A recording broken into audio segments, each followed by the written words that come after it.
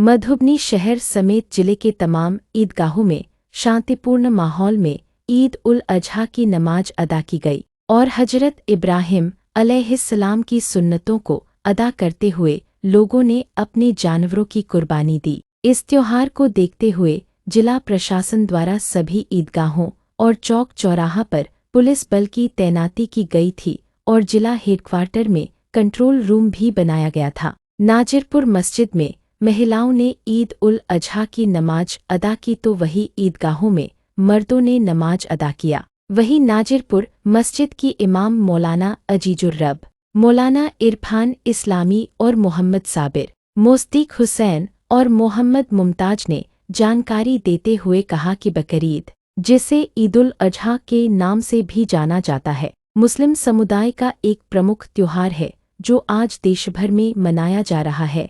यह त्योहार Islamic calendar के 12वें और अंतिम महीने ज़ुल्हिज्जा की 10वीं तारीख को मनाया जाता है। इस दिन मुस्लिम समुदाय के लोग नमाज अदा करने के बाद बकरे या अन्य जानवरों की कुर्बानी देते हैं।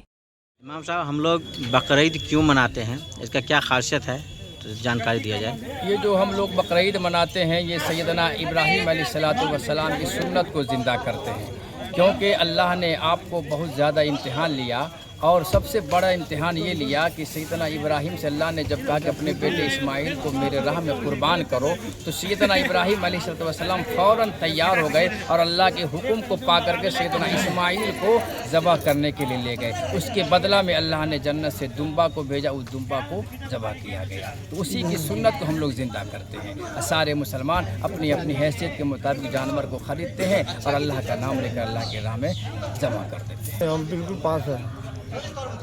चलिए, कुर्बानी के समय ये सौहार्द भाईचारे का पर्व है। मुसलमान भाई इसको एकजुटता के साथ इसको मनाते हैं और कुर्बानी देते हैं। जिसको जो वक़्त है उसके आधार पर जो है सो लोग हर तरह के जानवरों की कुर्बानी करते हैं और ये अल्लाह का जो पैगंबर इब्राहीम अलैहिस्सलाम की सुन्नत को मनाते हैं।